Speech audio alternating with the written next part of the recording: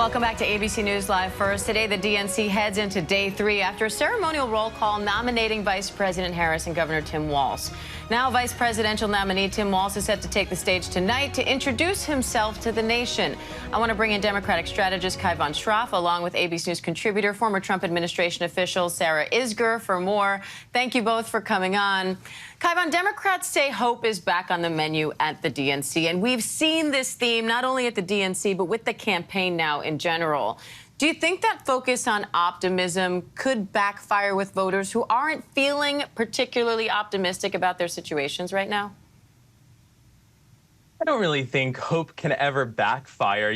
I think the reality is this is a tool to finally give people something to vote for instead of just something to vote against. There's a lot of reasons that we all know that have been discussed now for years and years and years to vote against Donald Trump. But what are people going to go vote for? And I think we know that is a much more effective, motivating tool. And so to hear that from Michelle Obama, obviously, was so powerful last night. And you mentioned the roll call and the lead into this segment, and it was electric to be part of that. And, I've been seeing the side-by-sides of the RNC roll call versus the DNC roll call, and you can't explain the difference other than that optimism, that energy, that hope.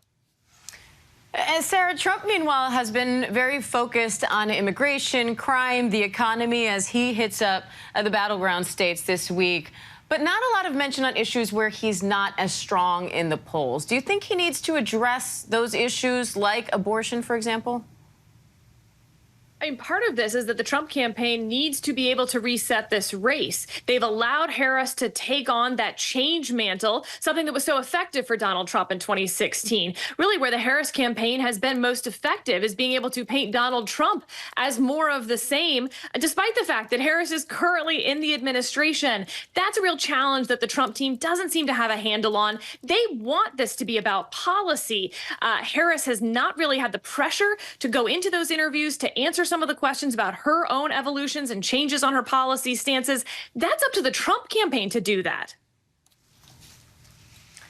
And Kaivan, the second gentleman, Doug Emhoff, reintroduced himself to the nation and told a personal story about his relationship with Kamala Harris and that family. Why do you think that's so important? And what do you think the vice president needs to do, given she hasn't done a press conference, interviews, and so on? Voters haven't seen her unscripted. What do you think they have to do for this convention to try to make the American people feel like they really know her and what she's capable of?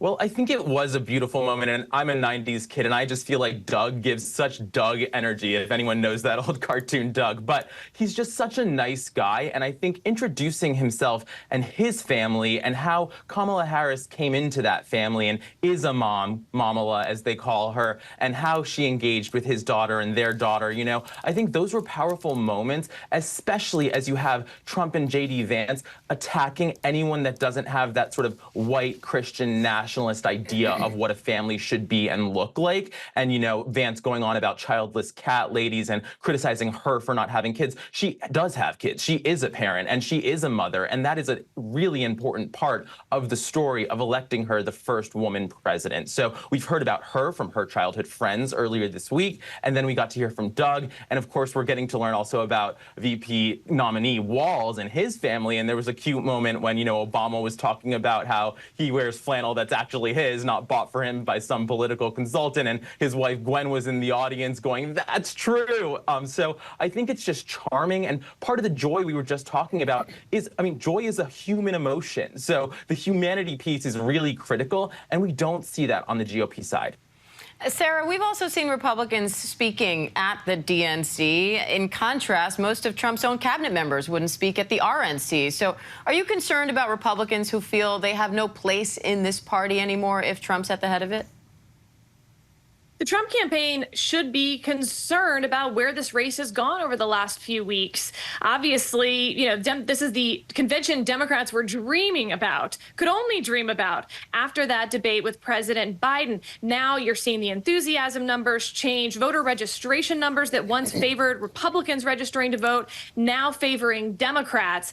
There is still this remaining question of whether the conventions themselves will make much of a difference. You were expecting to see partisans come home here before Labor Day. So is this enthusiasm from the Democratic side something that will actually reach those persuadable voters that they need to put states like Pennsylvania, that's still very, very much up for grabs? Will they be able to use this convention to put that in their column? All right, Kaivan Shroff, Sarah Isgur, thank you both.